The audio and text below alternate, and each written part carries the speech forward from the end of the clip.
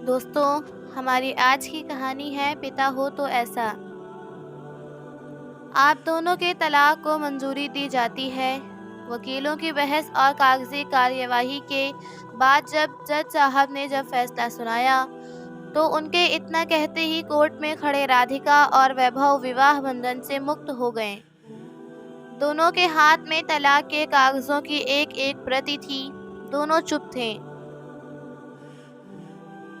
तभी राधिका के वकील बड़ी खुशी से राधिका की मम्मी पापा को बधाई देने लगे। तो राधिका की माँ ने भी हाथ जोड़ते हुए वकील साहब को खुशी खुशी धन्यवाद कहा। वैभव, जो तलाक चाहता ही नहीं था, इस फैसले के बाद निराश होकर अपनी कुर्सी पर ज्यों का त्यों बैठा रह गया। तो वहीं राधिका, जो 6 महीने से इस दिन का इंतजार कर रही थी, ना जाने क्यों आज उसे एहसास हुआ कि आज शायद वह जीत कर भी हार गई थी। आसपास क्या बातें चल रही हैं, जैसे उसे कुछ सुना ही नहीं दे रहा था। तभी उसके कानों में एक आवाज़ पड़ी, आज से तुम आज़ाद हो। आवाज़ सुनते ही राधिका ने देखा तो वैभव उसके सामने था। राधिका ने देखा कि वैभव का निराश और मायूस चेहरा आंसुओं से भीगा हुआ था। इससे पहले कि राधिका उसे कुछ कहती, वैभव वहां से चलता बना। वैभव, वैभव, राधिका जोर जोर से उसे पुकारने लगी। तभी उसके कानों में माँ की आवाज़ आई, राधिका बेटी, क्या हुआ? राधिका उठ बैठी। कोई सपना देख रही थी क्या? राधिका नींद से जागी तो उसकी माँ ने कहा, परसों कोर्ट का फैसला है। अब वैभव का नाम की बेड़ियों से तुम्हें हमेशा के लिए मुक्ति मिल जाएगी। अब मेरी बेटी फिर से अपनी नई जिंदगी की शुरुआत करेगी। अब जल्दी से नहा धोकर तैयार हो जा, मैं तेरे लिए खाना लगाती हूँ, ममता जी ने कहा। लेकिन राधिका समझ नहीं पा रही थी कि आखिर उसे अपनी माँ की यह बातें क्यों अच्छी नहीं लग रही थी। आखिर वो भी तो आज़ादी चाहती थी। माँ के जाने के बाद राधिका ने अंदर से दरवाज़ा बंद कर लिया और फूट फूट कर रोने लगी। काफ़ी देर रोने के बाद जैसे ही वो अपने आंसू पोंछने लगी तो उसे याद आने लगा, जब कभी भी रोया करती थी तो वैभव उसके आंसू पोंछता हुआ कहता था, तुम जानती हो, तुम्हारी आंखों में एक आंसू भी मुझे बर्दाश्त नहीं है। तुम्हें ऐसे देखकर मुझे दुख होता है। पत्नी का मूड ठीक करने के लिए वैभव बड़े प्यार से उसका सिर सहलाने लगता था तो राधिका उसके सीने से लग जाती थी। लेकिन अब उसके पास वैभव कहाँ था उसे चुप कराने के लिए। बिस्तर पर लेटे हुए राधिका यादों के समंदर में गोते खाने लगी। राधिका और उसकी बड़ी बहन मोनिका को माँ बाप ने शुरू से ही बड़े नाजों से पाला था। खास तौर पर राधिका तो अपनी माँ की लाडली थी। ना सुनना तो उसे पसंद ही नहीं था। अक्सर कैलाश नाथ जी अपनी पत्नी से कहा करते थे, तुमने तो राधिका को लाड प्यार से बिगाड़ ही दिया है। बेटियों के इतने भी नखरे नहीं उठाने चाहिए कि वह बिगड़ ही जाएं। ससुराल में अगर कोई इसकी मांग पूरी ना कर पाया तो। इस पर राधिका की माँ कहती हैं, अरे, अपनी मोनिका के लिए हमने कितना अच्छा लड़का ढूंढा है जो उसकी हर एक ख्वाहिश को पूरा करता है। राधिका के लिए भी हम वही लड़का ढूंढेंगे जो उसके सारे नखरे उठा पाए। वैभव एक बहुत बड़ा सरकारी ऑफिसर था। दिखने में वह किसी फिल्म के हीरो से कम नहीं था, परंतु अहंकार से बिल्कुल परे। वह सादा जीवन जीने में विश्वास रखता था। जब उसके साथ राधिका के रिश्ते की बात चली तो ममता जी और कैलाश नाथ जी को वह बहुत पसंद आया।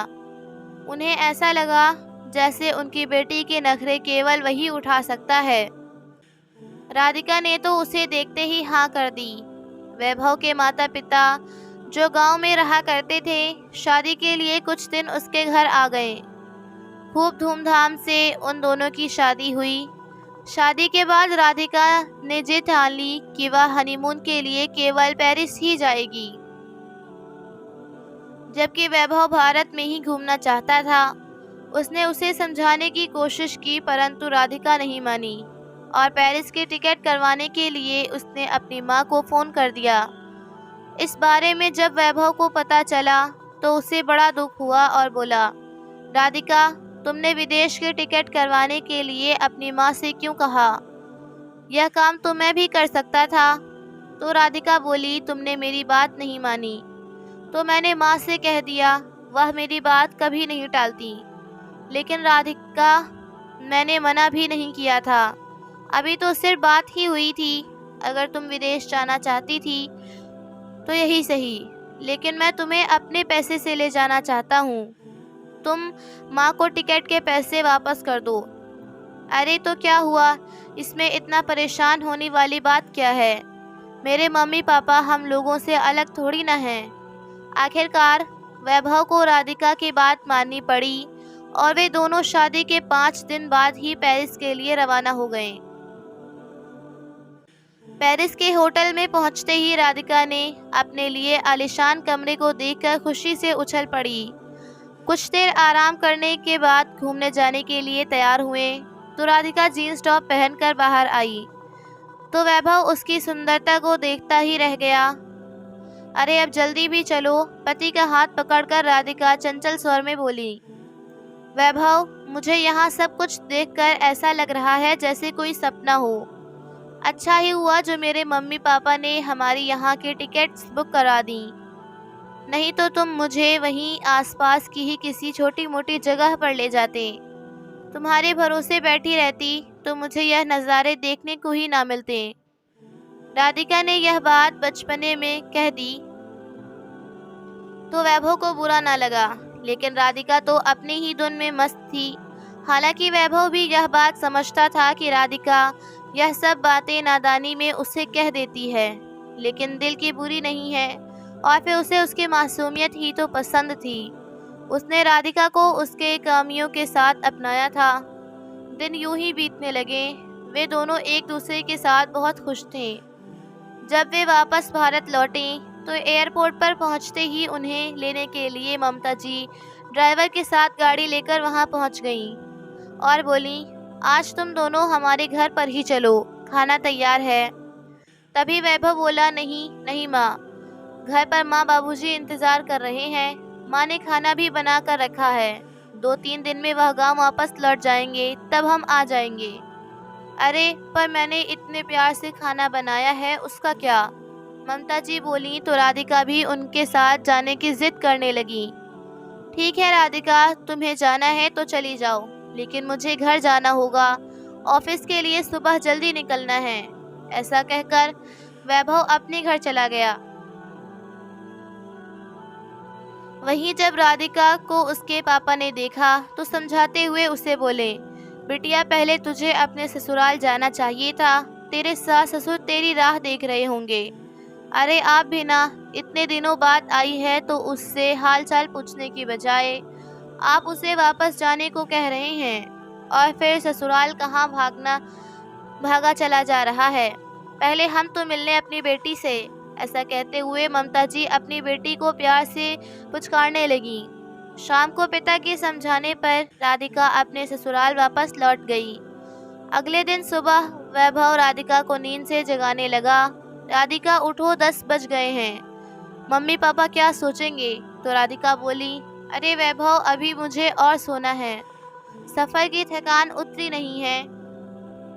ऑफिस जाने के लिए वैभव कमरे से तैयार होकर बाहर आया। उसकी माँ ने नाश्ता लगाया तो वैभव बोला, सफ़र से थक कर आई है ना, इसलिए अभी उठी नहीं। कोई बात नहीं बेटा, बहू को सोने दो। बेटे बहू के हनीमून से लौटने के बाद वैभव के माता पिता पूरा 1 हफ्ता उनके घर रहे, लेकिन राधिका ने एक दिन भी उन्हें खाना पकाकर नहीं खिलाया। कभी शॉपिंग करने के लिए चली जाती, कभी बाहर घूमने फिरने, तो कभी अपनी मम्मी से मिलने। उसके सास ससुर भी जानते थे कि वह दिल की बुरी नहीं है। अक्सर राधिका उनके पास बैठकर उनके साथ खूब सारी बातें किया करती थी। उनके साथ उसका खासा लगाव हो चुका था। जब उसके सास ससुर गांव वापस जाने लगे तो राधिका उनके गले लगकर खूब रोई। सास ससुर के जाने के बाद राधिका को घर पर अकेलापन खाने को दौड़ता था, लेकिन वैभव अपने काम में बहुत अधिक व्यस्त रहता था। एक दिन राधिका ने वैभव से कहा, बहुत दिन हो गए, हम कहीं घूमने नहीं गए। नई मूवी लगी है, आज शाम को तुम जल्दी आ जाना। पहले मूवी देखने चलेंगे, फिर डिनर भी बाहर करेंगे। राधिका को मना करना वैभव को ठीक नहीं लगा, इसलिए उसने हाँ कर दी। बाहर जाने के लिए राधिका बहुत उत्साहित थी। शाम को उसने एक खूबसूरत सा सलवार सूट पहना और बढ़िया सा मेकअप किया, लेकिन तभी वैभव का फ़ोन आया कि आज जल्दी आना थोड़ा मुश्किल हो जाएगा, बहुत ज़रूरी काम है। इतना सुनते ही राधिका की भौहें तन गईं और पारा चढ़ गया।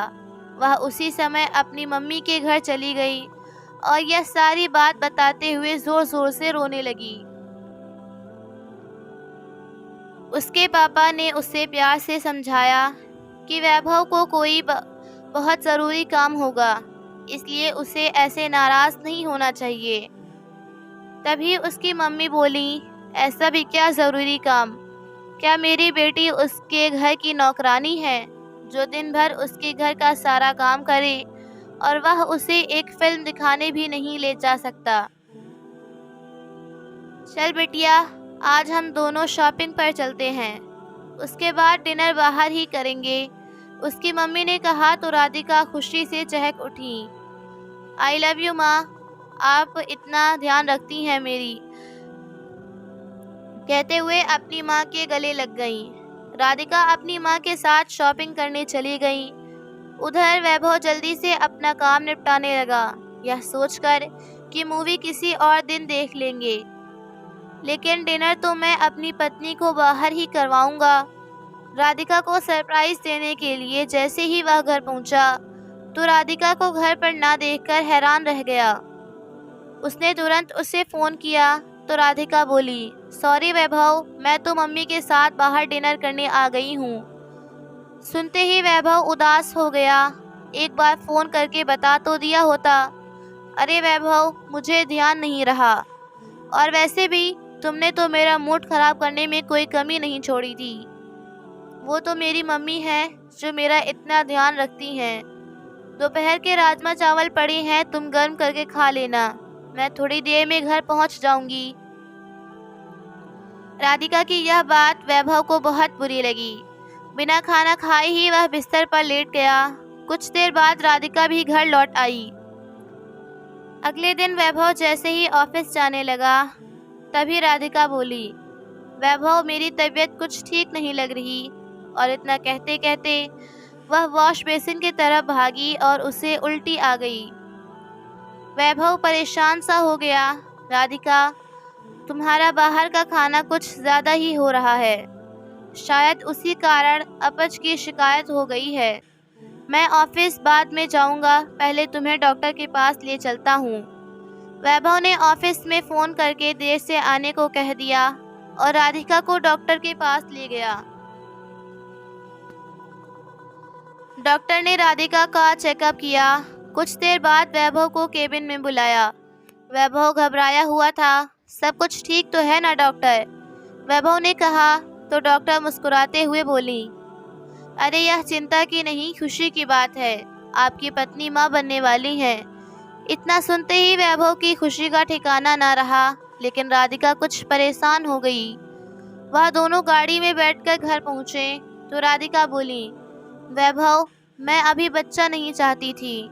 वैभव उसकी यह बात सुनकर हैरान रह गया और फिर उसे प्यार से समझाते हुए बोला, राधिका, अभी तो तुम यह बात कह रही हो, लेकिन जब हमारा बच्चा इस दुनिया में आ जाएगा तब तुम ही उस पर सबसे ज़्यादा प्यार लुटाओगी, मुझे भी भूल जाओगी उसके आने पर।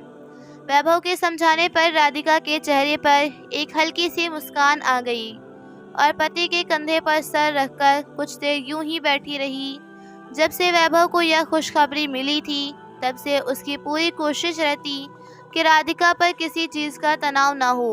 उसे आराम देने के लिए वैभव ने फुल टाइम मेड भी लगवा दी। अभी एक सप्ताह ही बीता था कि राधिका के पास उसकी एक सहेली का फ़ोन आया। कुछ देर इधर उधर की बातें करने के बाद राधिका ने उसे बताया कि वह माँ बनने वाली है। तो यह सुनकर उसकी सहेली हैरान रह गई। वह बोली, "What are you serious Radhika? तुम इतनी बड़ी बेवकूफ़ी कैसे कर सकती हो? अभी तो तुम्हारी शादी हुई थी, लाइफ एंजॉय करने का समय था और तुम इन सब झमेले में फंस गई। एक बार तेरा बच्चा इस दुनिया में आ गया, फिर तेरी अपनी आज़ादी तो गई।" सहेली की बात सुनकर राधिका बोली, "अरे यार, क्या बताऊं? मैं भी अभी इन सब बातों में फंसना नहीं चाहती थी, पर अब क्या करूं? मुझे कुछ समझ नहीं आ रहा। वैभव तो यह कहकर इतना खुश हो रहा है कि मैं बता नहीं सकती। अरे यार, इन आदमियों का क्या है? फर्क तो एक औरत की जिंदगी में पड़ता है, पूरे शरीर का बैलेंस बिगड़ जाता है, जिंदगी उथल पुथल हो जाती है। मेरी मान, अभी देर नहीं हुई, अभी तुम इस परेशानी से छुटकारा पा सकती है।" फोन रखने के बाद राधिका सोच में पड़ गई। कभी तो उसे वैभव की खुशी का ख्याल आने लगता, तो कभी अपने आज़ाद ज़िंदगी के बारे में सोचने लगती। बहुत देर सोचने के बाद आखिरकार वह एक निर्णय पर पहुंच गई और अपनी माँ को फ़ोन लगाया। सारी बात बताते हुए उसने एक बात स्पष्ट कर दी कि वह यह बच्चा नहीं चाहती। तो उसकी माँ ने भी उसका साथ देते हुए कहा, "तुम वही करो जिसमें तुम्हारी खुशी हो। मैं तुम्हारे हर फैसले में तुम्हारा साथ हूँ।" शाम को जब वैभव घर आया तो राधिका ने कहा, "वैभव, मैंने फैसला कर लिया है।" राधिका की बात सुनकर वैभव उसे हैरानी से देखने लगा। "किस बात का फैसला राधिका?" "यही कि मैं अभी बच्चा नहीं चाहती।"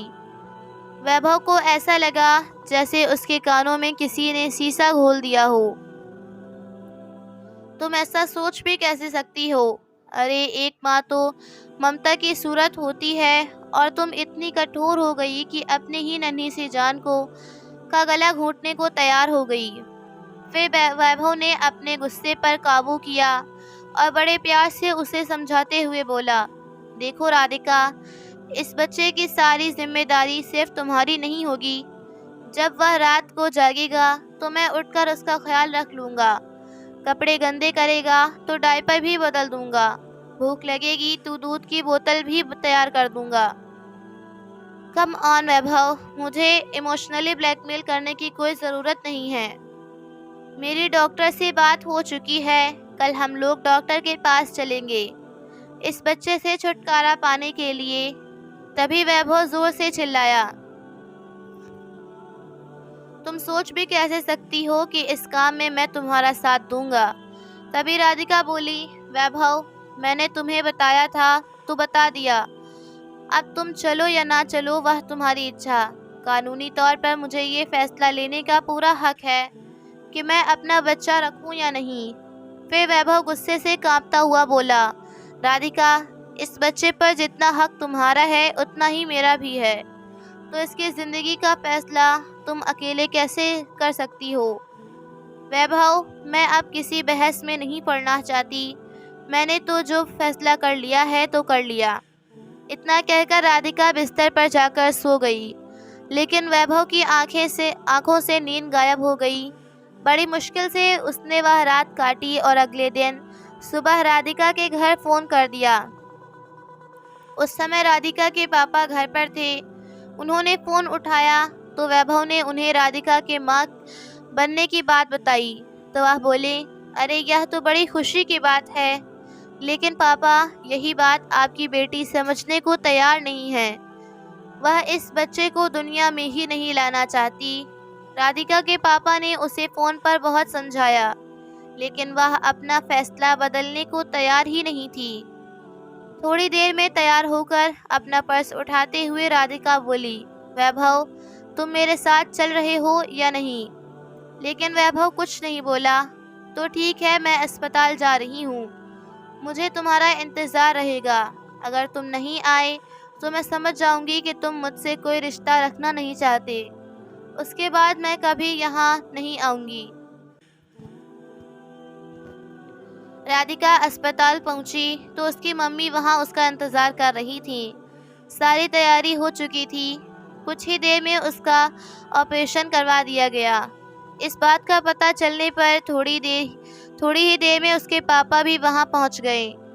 ऑपरेशन थिएटर से बाहर आई तो राधिका इधर उधर देखने लगी।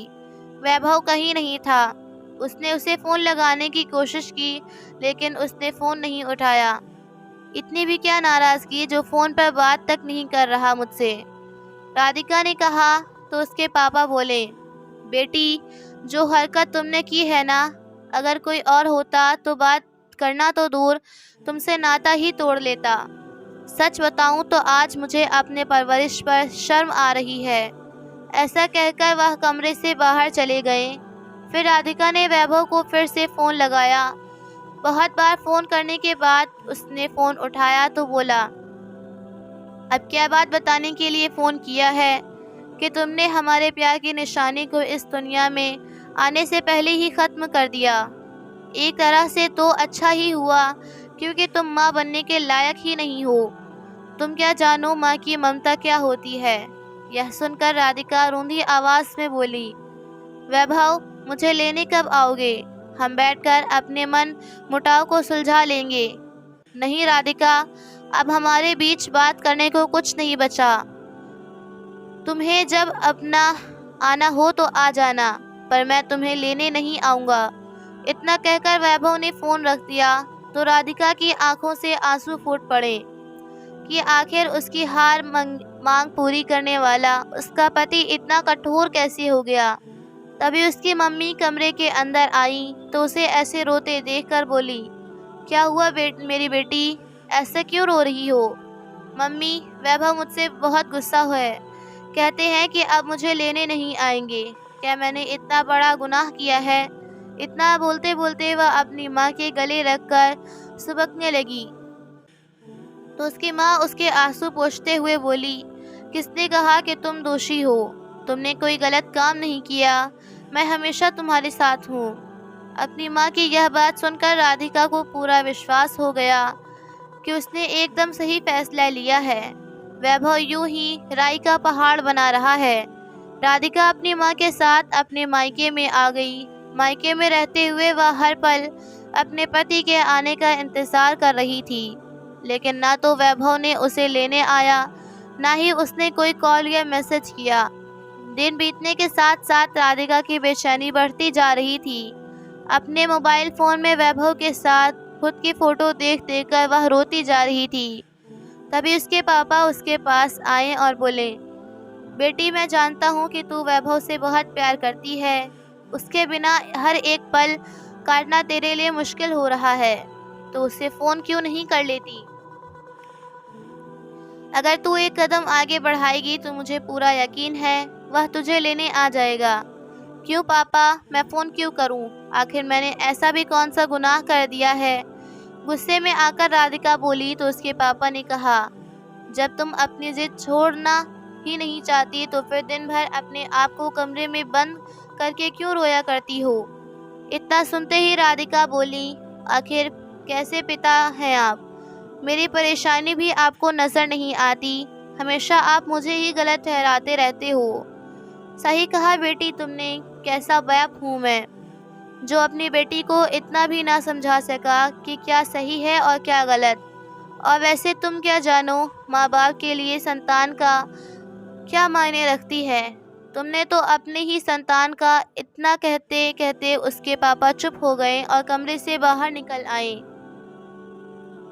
अपने पिता की बात सुनकर राधिका को ऐसे लगा जैसे उसके मुंह पर किसी ने एक करारा तमाचा जड़ दिया हो।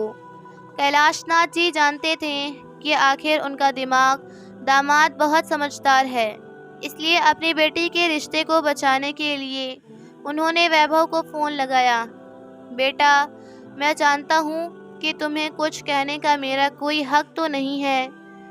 मेरी बेटी की करतूतों ने यह हक मुझसे छीन लिया है, लेकिन फिर भी उसकी हरकतों के लिए मैं तुमसे माफ़ी मांगता हूँ। मैं जानता हूँ राधिका ज़िद्दी है, परंतु ये भी सच है कि वो तुमसे बेइंतहा प्यार करती है। मैं हाथ जोड़कर गुजारिश करता हूँ कि इस रिश्ते को फिर से एक मौका दो। नहीं पापा, आप ये ऐसी बात कर रहे हैं। मैंने तो राधिका से कहा था कि यह घर उसका ही है, वह जब मर्जी आ सकती है। फिर भी यदि आप कह रहे हैं तो एक बार मैं बात करता हूँ। अगर मेरे बात करने से हमारा रिश्ता सुधरता है तो ऐसा करने में मुझे कोई हर्ज नहीं है। थोड़ी देर में वैभव ने राधिका को फ़ोन लगाया तो वैभव की कॉल देखकर राधिका के चेहरे पर मुस्कुराहट आ गई। उसने झट से फ़ोन उठाया तो दूसरी ओर से आवाज़ आई, हेलो राधिका, कैसी हो तुम? थोड़ा गुस्सा दिखाते हुए राधिका बोली, इतने दिनों बाद तुम्हें आज मेरी याद आई है। तुमने तो यह जानना तक ज़रूरी नहीं समझा कि मेरी तबीयत भी ठीक है या नहीं। अच्छा बताओ कैसे फ़ोन किया? तो वैभव बोला, राधिका जो हो गया सो हो गया। अब अपना गुस्सा भूलकर अपने घर वापस आ जाओ। अगर तुम कहो तो मैं शाम को तुम्हें लेने आ जाऊं।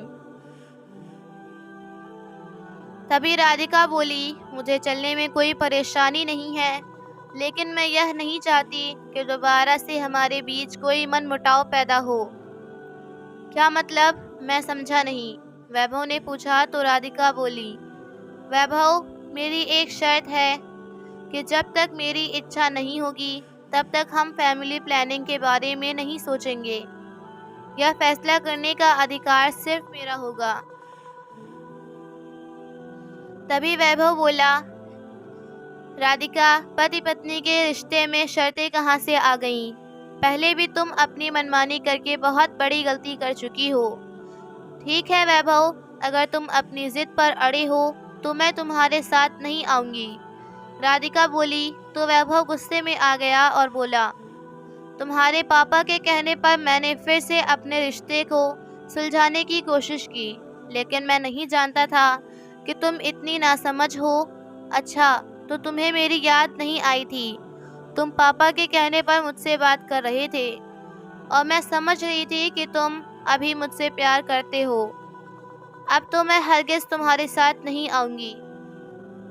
इतना कहकर राधिका ने फ़ोन पटक दिया और ज़ोर से चिल्लाते हुए बोली, पापा, पापा कहाँ हैं आप? तभी उसकी माँ दौड़ती हुई आई और बोली, क्या हुआ बेटी, क्यों चिल्ला रही हो? मम्मी, आखिर पापा चाहते क्या हैं? अगर उन्हें मैं बोझ लग रही हूँ तो मैं यह भी घर छोड़कर चली जाऊंगी।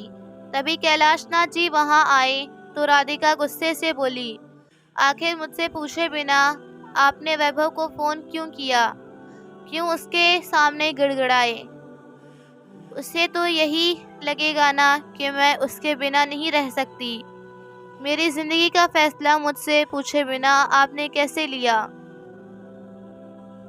हाँ बेटी, गलती मेरी थी, जो मुझे लगा कि तुम समझने पर समझ जाओगी, लेकिन तुम्हें अपनी ज़िद के आगे कुछ नज़र ही नहीं आता है।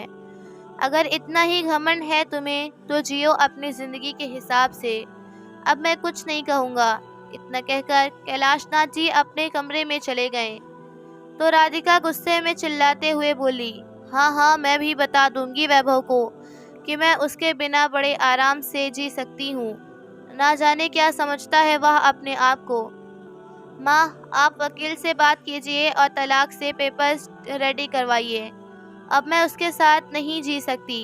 तलाक की बात सुनकर उसकी माँ ने उसे आराम से बिठाया और बोली,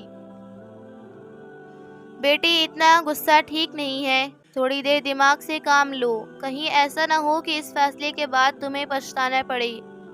नहीं माँ, यह मेरा आखिरी फैसला है। लेकिन बेटी, तुम्हारी फ़ोन पर बात क्या हुई, यह तो बताओ। ममता जी ने पूछा तो राधिका ने वैभव के साथ हुई सारी बात बता दी। तो ममता जी बोली, ठीक है बेटी, अगर वैभव ही कुछ सुलझाना नहीं चाहता तो हम वकील से बात करते हैं। जो मेरी बेटी चाहेगी वही होगा। कुछ ही दिनों में वैभव के पास तलाक के कागज़ पहुंच गए। जैसे ही उसने वह कागज़ पढ़े तो उसकी हैरानी का ठिकाना ना रहा। उसे ऐसे लगा जैसे पूरी धरती हिलने लगी है। सारी पुरानी बातें उसके जहन में आने लगीं और उसका सर चकराने लगा। अपना सर पकड़कर वह धम से ज़मीन पर बैठ गया। नहीं, मेरी राधिका ऐसा नहीं कर सकती।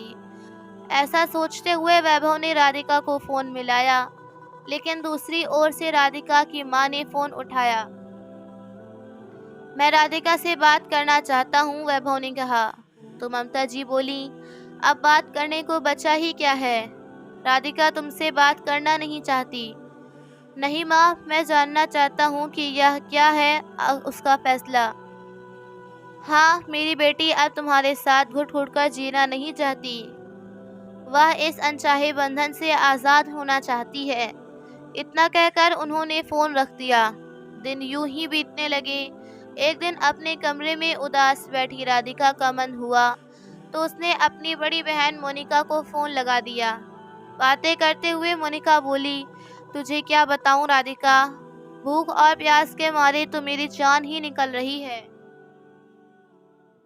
तो राधिका हैरान होते हुए बोली, आखिर अरे तो खाना क्यों नहीं खाया? ओफो राधिका, क्या तू नहीं जानती आज करवा चौथ है और मैंने तेरे जीजा जी के लिए व्रत रखा है। अरे तेरे जीजा जी ने मुझे मेरी पसंद की एक बहुत खूबसूरत सी साड़ी खरीद कर दी है। सुबह जब मैं सज धज कर तैयार हुई तो तेरे जीजा जी तो आशिक बने बस मुझे देखते ही जा रहे थे। पता है, रात को हम किसी अच्छे से रेस्टोरेंट में डिनर करने के लिए जा रहे हैं। करवा चौथ का नाम सुनते ही राधिका के हाथ से मोबाइल छूट गया। भूखी प्यासी होते हुए भी उसकी बहन कितनी खुश लग रही थी। कितनी लकी है मोनिका, राधिका के मुंह से अचानक निकला। फिर याद आया, खुशकिस्मत तो मैं भी थी। पिछले 7 करवा चौथ पर मैंने कितनी उत्साहित थी। मेरे लाख मना करने पर भी विवेक ने मेरे लिए व्रत रखा था। सुबह सुबह उठकर उन्होंने मेरी पसंद के व्यंजन बनाकर तैयार कर दिए थे। हम दोनों ने साथ बैठकर सरगी खाई थी। सारा दिन भूखे प्यासे रहे थे वह भी, और रात को 5 स्टार होटल में डिनर कराने के लिए ले गए थे। सोचते सोचते राधिका के चेहरे पर एक मुस्कान आ गई, लेकिन अगले ही पल उसकी आंखों से झरझर आंसू बहने लगे। दिल के किसी कोने में उसे कहीं न कहीं अपनी गलती का एहसास हो रहा था। उसका दिल किया कि अभी वैभव को फ़ोन करके अपने किए की माफ़ी मांग लूं। तभी बाहर से उसकी माँ की आवाज़ आई, राधिका देखो तो कोई लेटर आया है। राधिका ने खोलकर देखा तो उसमें वैभव के साइन किए हुए तलाक के कागज़ थे। उसके मन में जज्बातों का तूफान उमड़ आया। वैभव ने साइन कर दिए, इसका मतलब वह भी अब इस रिश्ते से छुटकारा चाहता है। मैं ही पागल थी जो उससे बात करने की सोच रही थी। ठीक है, अगर उसे मेरी परवाह नहीं है तो मैं क्यों उसे फ़ोन करूं? गुस्से में आकर उसने मोबाइल बिस्तर पर पटक दिया। दिन यूं ही बीतने लगे। एक दिन राधिका बाजार गई तो उसे अपने सहेली से मिली। उसे अपनी सहेली पहले से कुछ बदली बदली दिखाई दी। उसका वज़न भी कुछ बढ़ गया था। पूछने पर उसकी सहेली ने बताया कि वह माँ बनने वाली है। यह सुनकर राधिका के होश उड़ गए, क्योंकि इसी सहेली ने उसे बच्चे के चक्कर में न पड़ने की सलाह दी थी। फिर स्वयं को संभालते हुए राधिका बोली, क्या, लेकिन तू तो मुझे सलाह देती थी कि अभी इस झंझट में पड़ने की ज़रूरत नहीं है, और अब तू ही। हाँ राधिका, वह क्या है ना, अब नहीं तो 1 साल बाद हमें अपना परिवार बढ़ाने के लिए सोचना ही था, तो अब क्यों नहीं। इतना सुनते ही राधिका का दिमाग जैसे सुन्न हो गया। इसके बाद वह कुछ ना बोल पाई और सीधा घर वापस आ गई। दिमाग में विचारों का तूफान जोर मारने लगा। आज पहली बार उसे अपनी गलती का एहसास हो रहा था। थोड़ी देर में उसकी माँ उसके पास आई और बोली, बेटी, एक बहुत बड़ी खुशखबरी है। वकील साहब का फ़ोन आया था। 2 दिन बाद कोर्ट में हियरिंग है। तुम्हारी तलाक को मंजूरी दे दी जाएगी। अब जब तुम उसे आज़ादी ही हो जाओगी। ममता जी ने कहा तो राधिका जोर से चिल्लाई, मम्मी, मुझे दोबारा शादी नहीं करनी। भगवान के लिए मुझे अकेला छोड़ दो। दोपहर से रात हो गई, लेकिन राधिका बस मोबाइल में वैभव की तस्वीर देखती जा रही थी। तभी उसके पिता कैलाश नाथ जी उसके कमरे में आए और उसके सर को सहलाने लगे। राधिका ने अपने पापा के स्पर्श को महसूस किया तो उनके गले लग गई और उसकी रुलाई फूट पड़ी। तभी कैलाशनाथ जी बोले, बेटी आज तो इतनी दुखी क्यों है? तुझे तो खुश होना चाहिए था। तू जो चाहती थी आखिर वही तो हो रहा है। तो राधिका बोली, पापा मुझे माफ़ कर दो। आप सही कहते थे, मेरी जिद और अहंकार ने मुझे एकदम अकेला कर दिया। कितना दुख दिया मैंने उस इंसान को जिसने हर हाल में मेरा साथ दिया। अब तो मुझे खुद ही घिन आने लगी है। काश तू यह बात पहले समझ जाती बेटा। तुझे ऐसे देखकर मेरा दिल पर क्या बीत रही है यह मैं ही जानता हूँ। बेटी विवाह तो एक गठबंधन है जो दो लोगों के डोर से बनता है। वैभव ने तो उस डोर को मजबूती से थामा रखा, लेकिन अफसोस तुम उसे संभाल नहीं पाई। अब तुम अपने पूरी कोशिश करो इस रिश्ते को संभालने की और अब की बार वैभव के साथ अपने रिश्ते को ऐसी गांठ में बांधना कि वह खोलने से भी ना खुले। अपने पिता की बात राधिका को समझ में आ गई। उसने तुरंत वैभव को फ़ोन किया, लेकिन बेल जाती रही, किसी ने फ़ोन नहीं उठाया। 2-3 बार कोशिश करने के बाद भी जब तक कोई जवाब नहीं आया तो राधिका ने तय कर लिया कि वह अगले दिन वैभव से मिलने जाएगी। अगली सुबह वह तैयार होकर वैभव के ऑफिस में पहुंच गई, लेकिन वहां जाकर मालूम हुआ कि वैभव किसी ज़रूरी मीटिंग में है। राधिका वहीं बैठकर उसका इंतज़ार करने लगी। हालांकि सेक्रेटरी ने वैभव को भी बता दिया था कि राधिका मैम आपसे मिलने आई हैं, लेकिन वैभव उससे मिलने नहीं आया। देखते ही देखते 3 घंटे बीत गए। मीटिंग खत्म होने के बाद राधिका अंदर गई। उसकी आंखों की लाली देखकर राघव समझ गया था कि वह बहुत देर तक रोई है। कांपते स्वर में राधिका बोली, वैभव क्या हम अपने इस रिश्ते को एक और मौका दे सकते हैं? कहते कहते वह फिर से रो पड़ी। तो वैभव बोला, राधिका शादी ब्याह तुम्हारे लिए गुड्डे गुड़िये का खेल होगा, लेकिन मेरे लिए नहीं। तुम्हारे जाने के बाद मैं अंदर तक टूट चुका था, अब बड़ी मुश्किल से संभल पाया हूँ। माफ़ करना राधिका, अब हमारा एक होना मुमकिन नहीं है। राधिका बहुत रोई, गिड़गिड़ाई, लेकिन वैभव नहीं माना। जो वैभव अपनी पत्नी की आंखों में एक आंसू तक बर्दाश्त नहीं कर सकता था, आज उसके फूट फूट कर रोने का भी उस पर कोई असर नहीं हो रहा था। मैं चलता हूँ, मेरी दूसरी मीटिंग है, कहकर वैभव तेजी से कदम बढ़ाता हुआ वहाँ से चला गया। राधिका उसके इस व्यवहार से दंग रह गई। अपनी गाड़ी में बैठकर वैभव खूब रोया।